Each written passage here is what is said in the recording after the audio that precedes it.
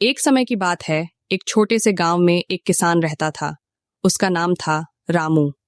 रामू को खेती करने का बहुत शौक था।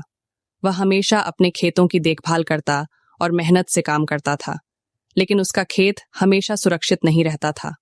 बार बार भूकंप और सूखे की समस्या होती रहती थी। एक दिन गांव में एक विशाल समारोह आयोजित हुआ। समारोह में राजा ने भी भाग लिया। राजा ने समारोह के दौरान सभी किसानों को सुना और उनकी समस्याओं को समझा। रामू भी समारोह में शामिल था। उसने राजा से अपनी समस्या सुनाई कि उसके खेत की हर बार किसी न किसी समस्या से गुजर जाती है। राजा ने रामू की समस्या को सुनकर उसे साथ बुलाया और कहा, रामू, मैं तुम्हारी मदद कर सकता हूँ। मेरे पास एक चमत्कारिक रत्न है जिसे मैं तुम्हें देना चाहता हूँ। ये रत्न तुम्हें अपने खेत की समस्याओं से निपटने में मदद करेगा।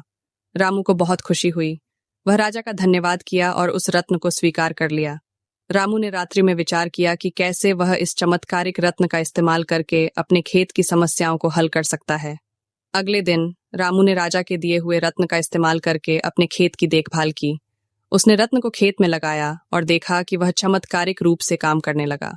उसके खेत की समस्याएं एक एक करके दूर होती गईं। जल्द ही रामू के खेत में फिर से हरियाली छाई और फसलें फलने लगीं।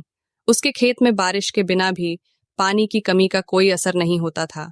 गांव के लोग रामू के खेत की सुंदरता देखकर हैरान रह गए। उन्होंने रामू से पूछा, रामू, तुमने अपने खेत को इतना सुंदर कैसे बनाया? रामू ने बताया, राजा ने मुझे एक चमत्कारिक रत्न दिया था जिसकी मदद से मैंने अपने खेत की समस्याओं को हल किया। गांव के लोग अचंभित रह गए। उन्होंने रामू की बात सुनकर राजा के पास जाकर अपनी समस्या का हल मांगने का निर्णय किया। राजा ने गांव के लोगों की समस्या को सुनकर उन्हें भी रत्न दिया और कहा, ये रत्न हर किसी को नहीं मिलता, लेकिन तुम सभी इसका सही उपयोग करके अपने खेतों की समस्याओं को हल कर सकते हो।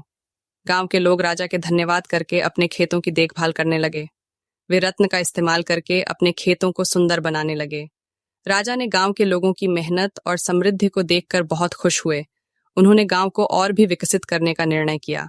इस प्रकार राजा और उसके प्रजा की मेहनत से गांव को और भी तरक्की मिली। रत्न का इस्तेमाल करके गांव के खेतों में फिर से हरियाली आई और लोगों का जीवन सुखमय बना।